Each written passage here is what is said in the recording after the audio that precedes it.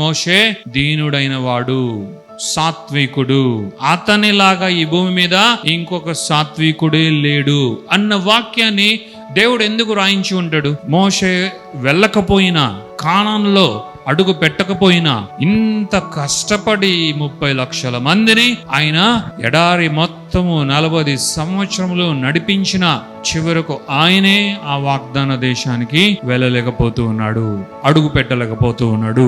కారణాలు ఏవైనా సరే ఆయనకు అర్థమైపోయింది, నా యొక్క జీవితం ఇక్కడితో ముగించనై ఉంది.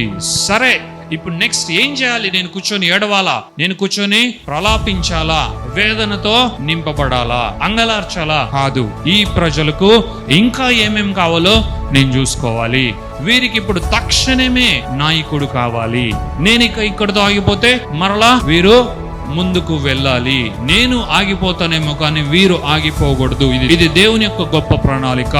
నేను ఆగిపోతానేమో కానీ వీరు మాత్రము వాగ్దాన దేశం వైపుగా వెళ్ళిపోతూనే ఉండాలి. అయితే వెళ్ళిపోతూ ఉండాలి అన్న వీరు, వెళ్ళవలసిన అవసరం ఉన్న వీరు నాయకుడు లేని గొర్రెల వల్ల వెళ్ళడం మంచిది కాదు. ఏ సందర్భంలో అయినా సరే వీరు డైవర్ట్ అయ్యే ఛాన్స్ ఉంది. వీరు వాగ్దాన దేశానికని బయలుదేరి మధ్యలో వేరే వైపుగా వెళ్ళే ప్రమాదం ఉంది. మధ్యలో వీరి మనసు మారిపోయే ప్రమాదం ఉంది. మరలా వెనుదిరిగే ప్రమాదం ఉంది.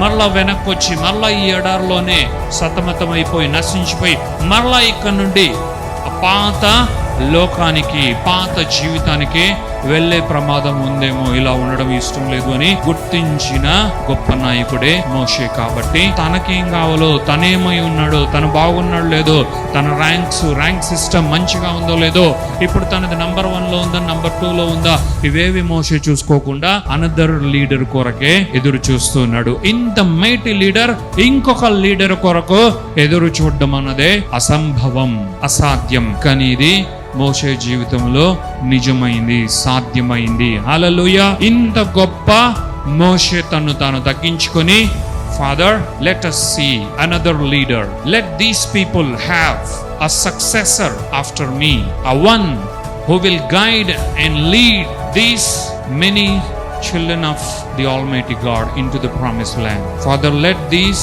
flock do not go astray, lest they may fall if they cannot receive another leader. అని దేవుని దగ్గర విన్నవించుకున్నాడు. దేవునికి మహిమ ఘనత ప్రభావం కలుగును గాక.